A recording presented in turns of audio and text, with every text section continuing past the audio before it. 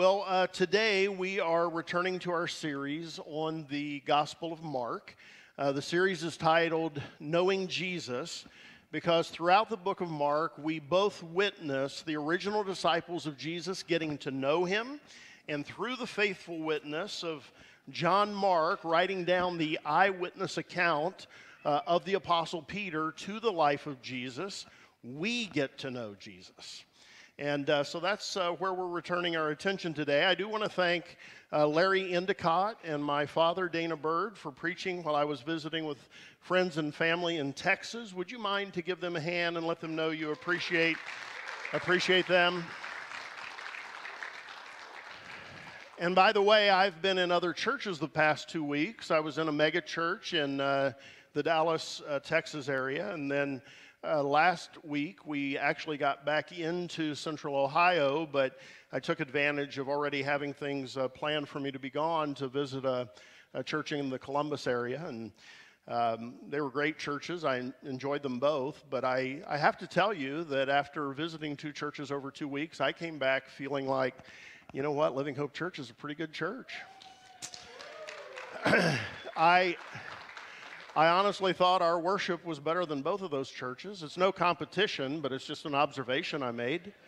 And one of the preachers of the two churches was pretty good. The other one, not that good. But either way, I came back thinking the preaching at Living Hope Church is pretty good. So there you go. I'm sorry, I debated whether I would go for that joke or not. And I kind of wish I hadn't, but because now I got to preach after saying that. But anyway, as we move into the second chapter of Mark and we focus our attention on verses 1 through 17 today, we're going to see in these verses how Jesus responds to sinners in two stories that occurred at the just early beginning points of his public ministry. And this is important. It's important because every one of us sitting here today are sinners.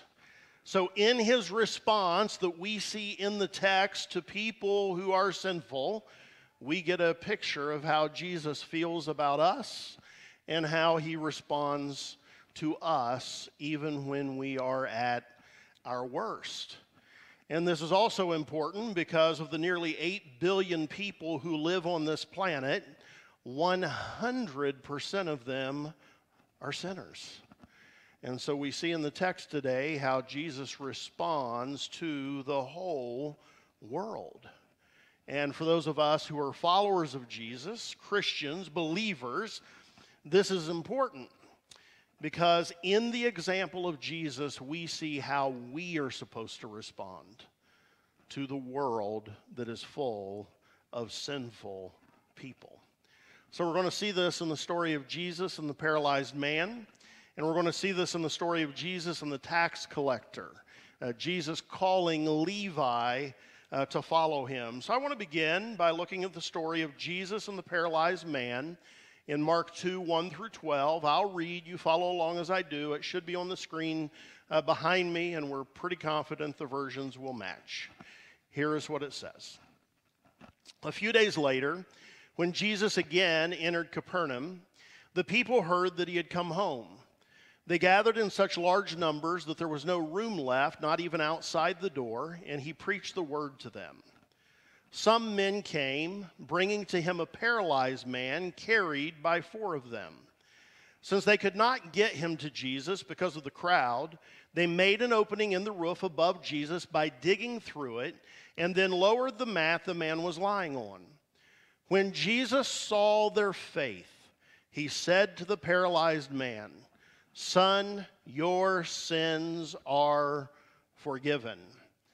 Now some teachers of the law were sitting there thinking to themselves, "Why does this fellow talk like that? He's blaspheming. Who can forgive sins but God alone?"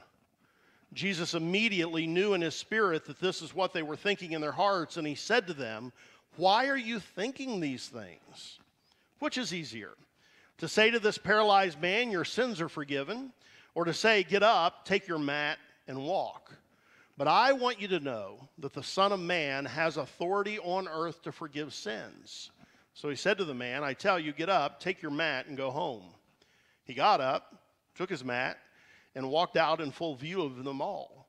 This amazed everyone, and they praised God, saying, we have never seen anything like this. So let's make sure we understand the context, that we have the context of what's happening here. What we've just read occurred only a few days after Jesus had healed the man with leprosy, which was the part of the text that we looked at just a couple of weeks ago, 3 weeks ago in this series. Jesus had left from healing the man with leprosy, and if you remember from chapter 1, he had healed many people with diseases, and he had healed many people who were demon-possessed. He had delivered many demon-possessed people. And so he had gone from doing those things, and he had gone out away from the city for a few days to sort of escape the crowds. But now he has returned to Capernaum. And as the people of the city heard that he was back in town, many of the people came rushing to the place that he was in order to hear him preach.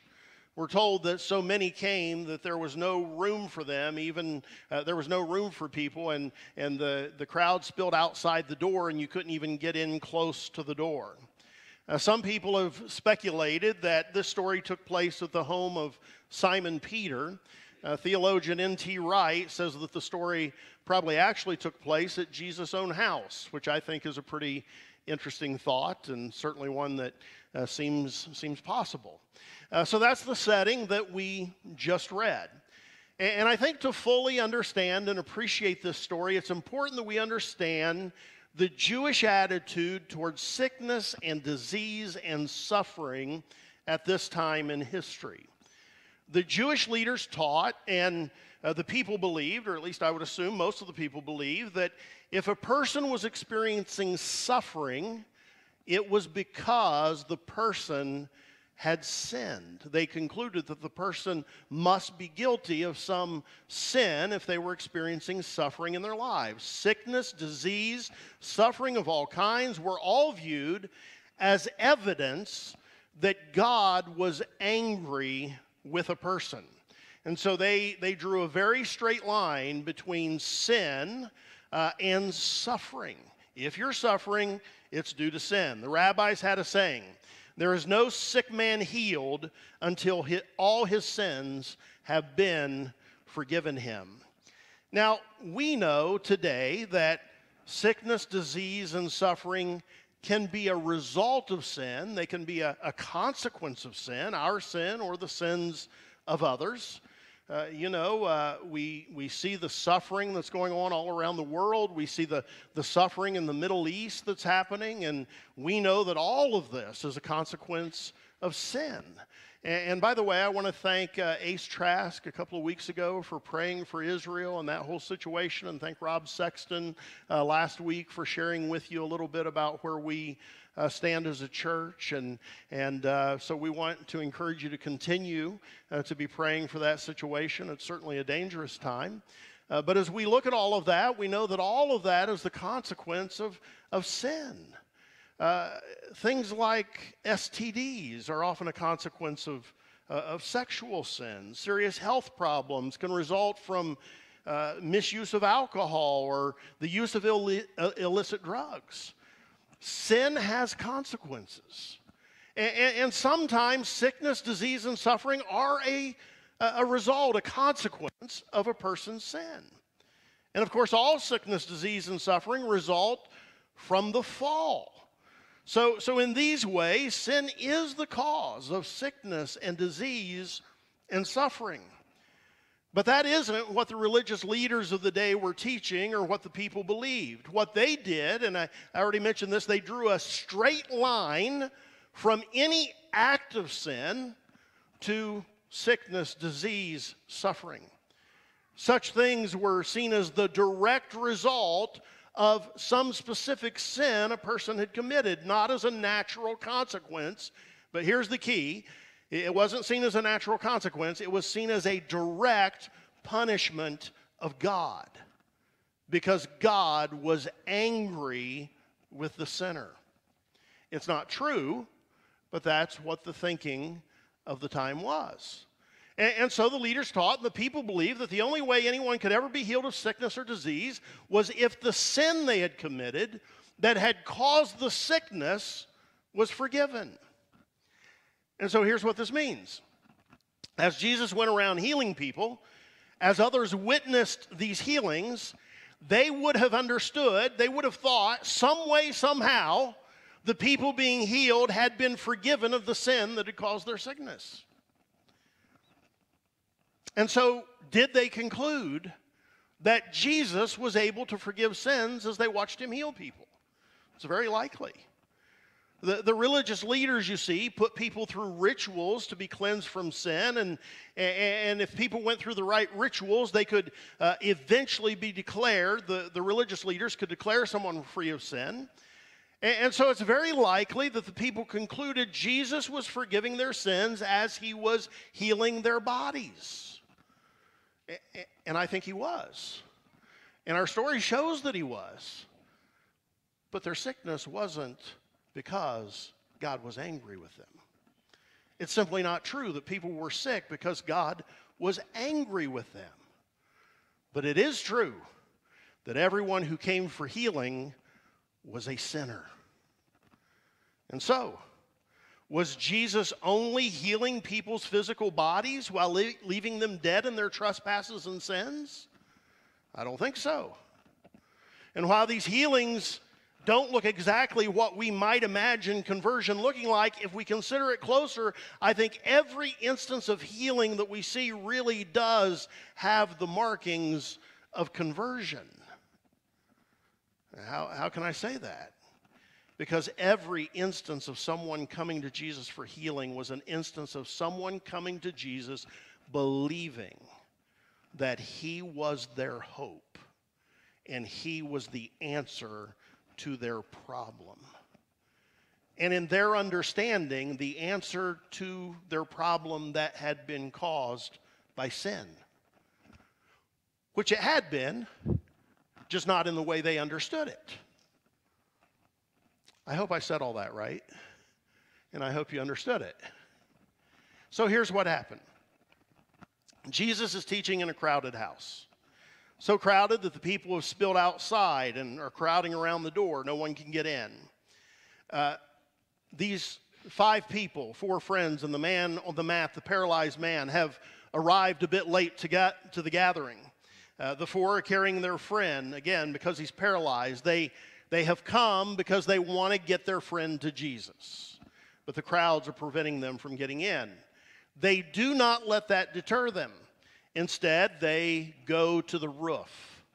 Now, roofs at this time were usually flat, and they consisted of flat beams that were laid from wall to wall about 3 feet apart. The space between the beams were filled with brushwood packed tight with clay, and then the top was made watertight, and then on top of that there was often placed dirt, and often there would be grass that was growing on the dirt. And so these friends take their paralyzed friend to the roof. They dig out the earthen roof. They dig it out, and they lower the man on the mat down into the house, and Jesus sees this happening. I mean, how could he not? And verse 5 says, when Jesus saw their faith. Everything they did indicated faith in Jesus. No doubt they had had a discussion that morning. Hey, we hear Jesus is back in town. Do we want to go and get our friend to Jesus? Yeah, we think that would be good. We think Jesus can help him. And hey, paralyzed friend, do you want to go see Jesus? Do you think he might be able to help you? Yes, I think Jesus could help me. And so they travel to the house Jesus is teaching in, faith. They overcome not being able to get in, faith. They don't give up, faith. It's all evidence that they believe the man teaching in the house was the answer to their friend's problem. And it's all evidence that the man on the mat believed that the man in the house was the answer to his problem. And this line of Jesus, this line that is said of Jesus, when he saw their faith, confirms it. He saw their faith. All of them had faith in Jesus. The man on the mat had faith in Jesus. The friends who brought him had faith in Jesus. And so we're told that Jesus saw their faith, and in response to their faith, here's what he said to the paralytic man: "Son, your sins are forgiven." In response to their faith, Jesus forgives the man of his sins. Now, he wasn't paralyzed because God was punishing him for his sins or the sins of the family, but it's very possible he thought he was. That's very possible.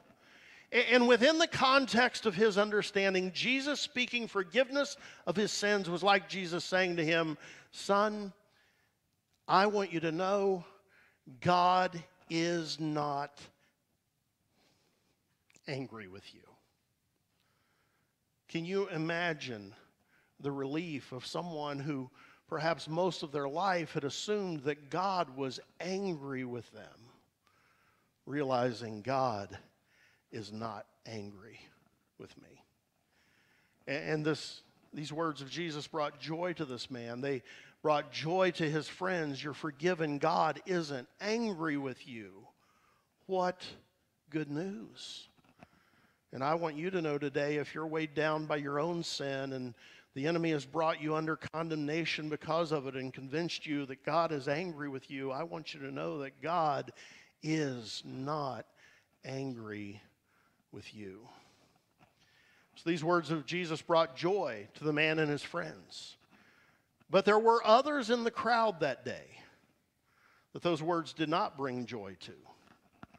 Among the crowd were some teachers of the law, members of the Sanhedrin, basically the Supreme Court of Judaism, the guardians of orthodoxy. Twitter has a lot of these, by the way.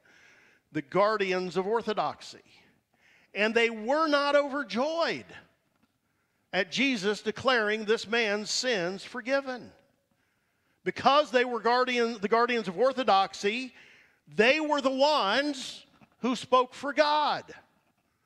They were the ones who determined if a person had done what was necessary to have their sins declared forgiven. Verses 6 and 7 say, "Now some teachers of the law were sitting there thinking to themselves, 'Why does this fellow talk like that? He's blaspheming. Who can forgive sins but God alone?'" They believed God alone could forgive sins, but they believed that they were God's mouthpiece to declare when that had occurred. Verses 8 through 12. They think this. "And immediately Jesus knew in his spirit what they were thinking in their hearts. And he said to them, 'Why are you thinking these things?'" Can you imagine imagine that. You're just thinking something. And Jesus says, "Why are you thinking that?" That's a fascinating story. And then he goes on. "Which is easier, to say to the paralytic, 'Your sins are forgiven,' or to say, 'Get up, take your mat, and walk'? But that you may know that the Son of Man has authority on earth to forgive sins," he said to the paralytic, "I tell you, get up, take your mat, and go home." He got up, took his mat, walked out in full view of them all. This amazed everyone, and they praised God, saying, "We've never seen anything like this," everyone except the religious leaders. So Jesus forgiving the paralytic man's sin was good news for him, but it was the cause of great consternation among the religious leaders. Now, it isn't actually easier to forgive sins than to heal a body. But as Jesus acknowledges here, it is easier to say to someone, "Your sins are forgiven," than it is to heal a body. Because anyone can say your sins are forgiven. Any charlatan can say it. "Oh, your sins are forgiven." But to say, "Get up and walk," was to say something that would either be proven or disproven immediately, on the spot. And so Jesus is basically saying to them here, you say that I have no right to forgive sins. You hold as a matter of belief that this man is paralyzed because he's a sinner and that he can't be healed until he's forgiven. Very well then, watch this. And so Jesus spoke the word and the man was healed. What he did was he caught the experts of the law in their own game. In their own stated beliefs, the man could not be cured unless he was forgiven. He was cured. Everyone saw it. It couldn't be denied. And therefore, based on their own beliefs, the man was forgiven. And therefore, Jesus' claim to be able to forgive sins must be true. And they've just said, and they know, that only God can forgive sins. Understand what Jesus has done here. He has demonstrated authority that the religious leaders reserved for themselves. He has, by doing that, directly challenged their authority. He has demonstrated that he has power that only God has, and by demonstrating this, he has declared himself to have the authority of God himself. And David McKenna writes, Jesus has always responded tenderly to people in need, but with the need to confront religious systems and challenge dead orthodoxy, he now reveals his ability to take the intellectual initiative, exercise irrefutable logic, and leave his opponents feeling as if they had entered a battle of wits unarmed. I love that line. And because of how Jesus so fully answered the legal experts and eviscerated their objections, here's what William Barclay writes about this. Jesus left the legal experts completely baffled, and worse, he must have left them completely baffled with rage. Paraphrasing Barclay, he is someone to be dealt with. If he goes on like this, he's a threat to everything the religious leaders have built. And so Barclay writes, in this incident, Jesus signed his own death warrant, and he knew it.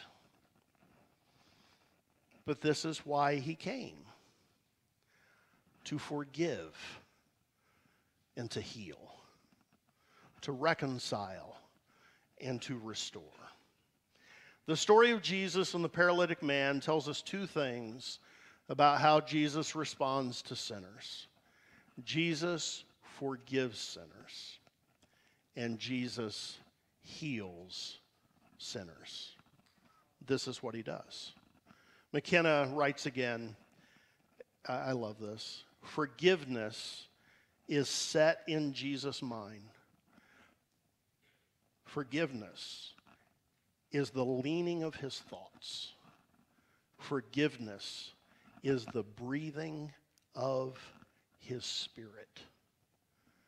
For all who sin, all of us, this story tells us that Jesus forgives sinners. Jesus is entirely oriented toward forgiving sinful people. It's what he came to do. It's what he is all about. And I'm thankful for that truth. And if you're here today and you're troubled by your sinfulness, I want you to be encouraged today. Jesus responds to you and to your sin like he responded to the paralytic man. He is eager to forgive you, and he is eager to heal you. And now let's turn our attention to verses 13 through 17. In the account of Jesus and the tax collector, Levi. Again, it should be on the screen behind me. I'll read. You follow along. Once again, Jesus went out beside the lake. A large crowd came to him, and he began to teach them. As he walked along, he saw Levi, son of Alphaeus, sitting at the tax collector's booth. "Follow me," Jesus told him. And Levi got up and followed him. While Jesus was having dinner at Levi's house, many tax collectors and sinners were eating with him and his disciples, for there were many who followed him. When the teachers of the law, who were Pharisees, saw him eating with the sinners and tax collectors, they asked his disciples, "Why does he eat with tax collectors and sinners?" On hearing this, Jesus said to them, "It's not the healthy who need a doctor, but the sick. I've not come to call the righteous, but sinners." Just a quick acknowledgement here. There is some debate over the identity of this man referenced in the story, Levi. Some have proposed other possibilities, but most believe that he is Matthew, the writer of the Gospel of Matthew. And you say, well, okay, then why is he called Levi? And those who hold this view note that Matthew would be his Greek name, and Levi would have been his Hebrew name. And so, one guy, two names, a Greek name, a Hebrew name. This is the view that I accept. It's not a big deal either way, but I just wanted to acknowledge that in case it's something you might wonder about. It cannot be overstated how hated tax collectors were. You probably understand. They worked for the Roman government or for local rulers who answered to Rome to collect taxes from their own people. The Jewish people at this time in history were an occupied people, and so Jewish tax collectors worked for their occupiers. And not only that, but they often enriched themselves by charging more tax than the authorities required. And so they were viewed as, they just weren't viewed as this, they were traitors to their people, and they were thieves. Levi, Matthew, had likely amassed quite a bit of wealth by selling his soul. If you're a person who's been watching The Chosen, you have probably seen this. And in the character of Matthew in The Chosen, he's a great character, by the way. They portray him very well in the show, I think. So spiritually, Levi, Matthew, stood condemned as a sinner because he cheated people, he intimidated people, he used bribery on people, he preyed on poor and powerless people. And that led to him socially being an outcast. Money gave him luxury, but it likely reduced his circle of friends to only other awful people like himself. Other people who mistreated their own folks and enriched themselves through theft and bribery. So again, it can't be overstated how much Matthew would have been despised by his own people. Jesus is walking along one day. He comes upon Matthew sitting at the tax collector's booth, and as I understand this, Matthew was on a significant thoroughfare where a lot of travel happened and people had to pay a tax to go from one area to the other. And so that's what he was doing, and as our text noted, Jesus called Matthew to follow him, and the text says, and Levi got up and followed him. Now, this begs a question. Why would Jesus call such a man to follow him? He's hated by everybody around him. He has been rejected by everybody but the worst of society, people exactly like himself. Why would Jesus call such a man to follow him? David McKenna gives us the answer. And I love this answer. Because Jesus specializes in rejects. Jesus wants rejects. Levi, Matthew, was hated, which means he was very likely a very lonely man, which means he very likely was a man with a wounded spirit, an aching heart, a hurting heart. And something about Jesus calling him to follow him touched his aching heart, and so he followed. He left his livelihood and followed. Now understand, a large number of the other disciples had businesses such as fishing.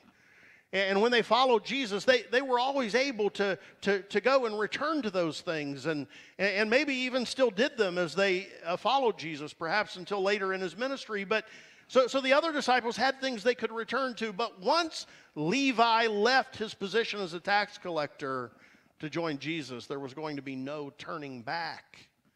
He gave it all up to follow Jesus.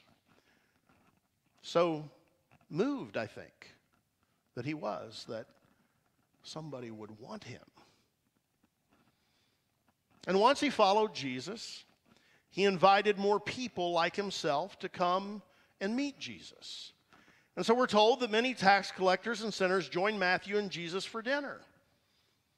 Jesus had dinner with the outcast, the tax collectors, those who had sold out their own people, those who had bribed and stolen from their own people. Jesus fellowshiped with those that society hated more than anyone else. Now, we all talk about this from time to time, but I don't know if we ever really let it sink in, how profound that actually is. I'm not going to give you any comparisons today, but you think about the people that you know in our country that maybe you view as like the worst of the worst, like someone that you're like, oh, I just can't believe how horrible those people are. Maybe someone who you think is a real detriment to our own nation. And these are the people that Jesus had dinner with. These are the people that Jesus wanted to hang out with.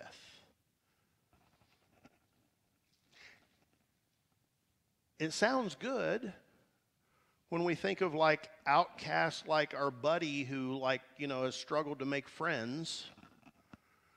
But when you think of somebody that you think is an actual detriment to your own country and people, when you get to that level, and you wrap your brain around Jesus wanted time with those people.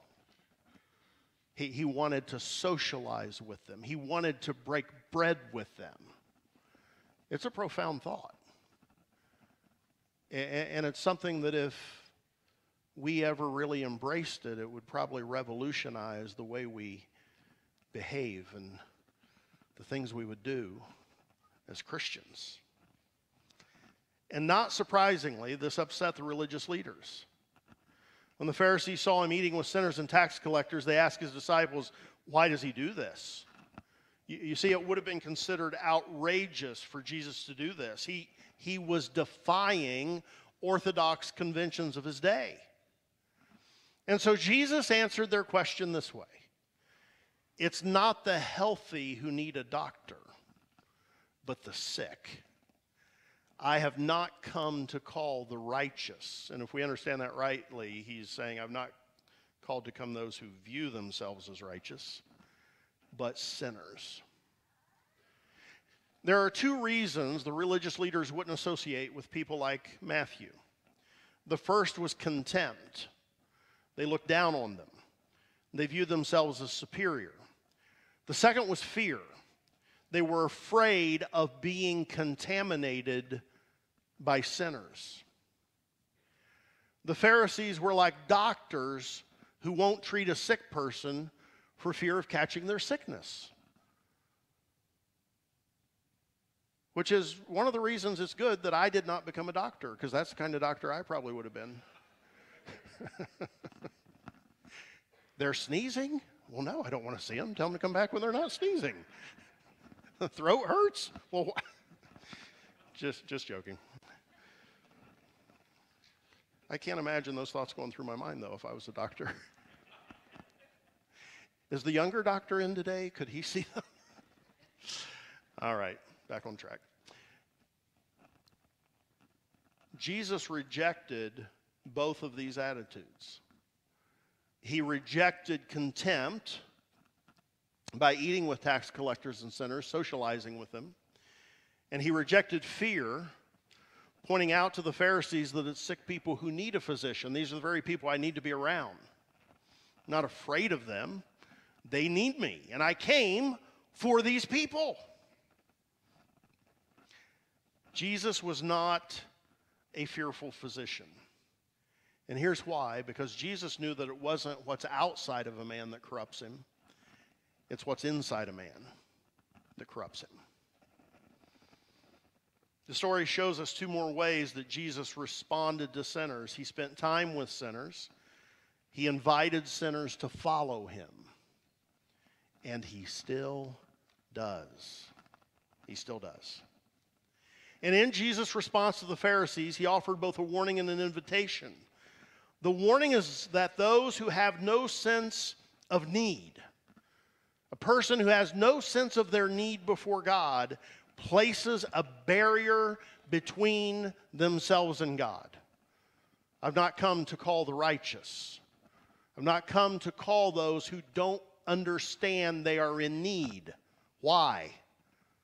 Because they won't respond to the call. They don't think they have need of anything, and so they won't come. And then the invitation is this, that a sense of need serves as a passport into the presence of Jesus. If we know that we need him, that's the necessary ingredient. And we go, and he welcomes us, and he helps us. But if you don't think you need him, you won't accept his help. And so we've seen in these two stories that Jesus responds to sinners by forgiving them, by healing them, by spending time with them, and by inviting them to follow him. So let's take just a couple of minutes, and I am closing quickly, but let's take just a couple of minutes to see what this means for us today, some ways that we can apply this to our own lives. Here's the first one. I want everyone here today to know that Jesus will do for you what he did for the people in these stories. Jesus will forgive your sins, and he will restore the things that sin has stolen from you.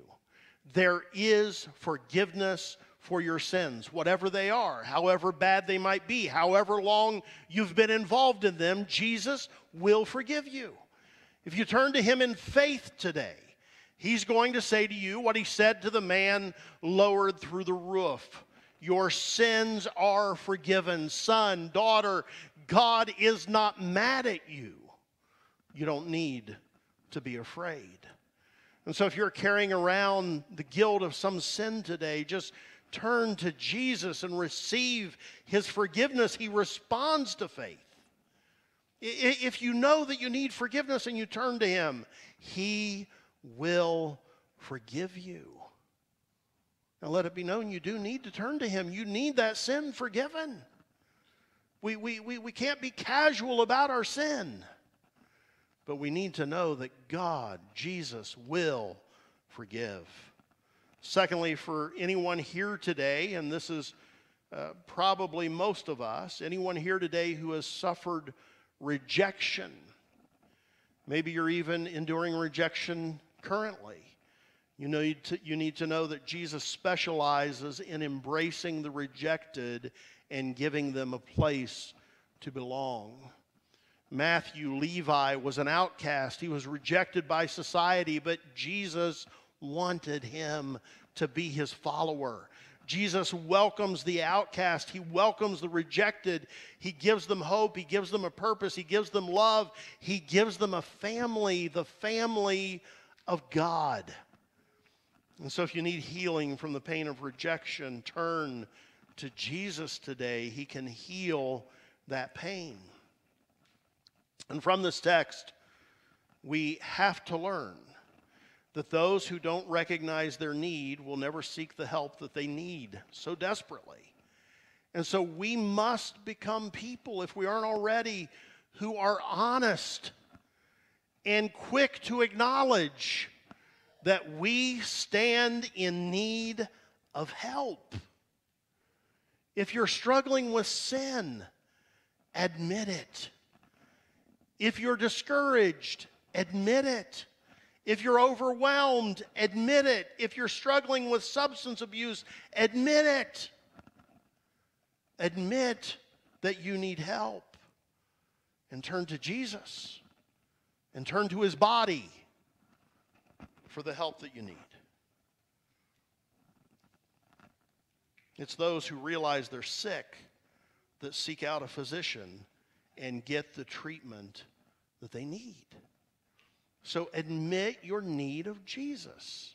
Admit your need of help and turn to Jesus today. Here's an important thing this means for us. Number 4, believers must follow the example of Jesus and be agents of forgiveness and healing for all people. We have to reject Phariseeism. We have to reject every attitude that causes us to look on other people with contempt.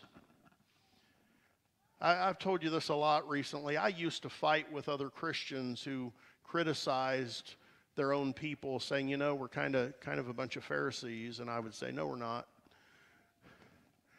And I've admitted over the last few years, yes, we are. And I've had to admit that oftentimes, yes, I am. So many Christians are really bad at this. And we cannot be like that. We have to be more like Jesus, who did not look down on sinners, but valued them, sought them, spent time with them, wept over them, and invited them to follow him. And finally, everyone needs hope. So we cannot come to the view that separation from sin means separation from sinners. Like Jesus, we need to be willing to get close to those who are sick, not be afraid of contamination. Because here's what we know. It's what's inside us that contaminates. It's not what's outside. Barclay notes, those who have contempt and fear in their hearts can never be fishers of men. We have to be willing to get up close and personal with sin-sick people so that we can lead them to the great physician. A missionary by the name of, I don't know if this is a good name or an unfortunate name, but the missionary's name is C.T. Studd. And he wrote this: some want to live within the sound of the church or chapel bell. I want to run a rescue shop within a yard of hell. I think that's a great thought. May we all be willing to leave our comfort zones for the sake of those who need someone to get near them in their sickness and lead them to Jesus. May that be true of us. Let's stand.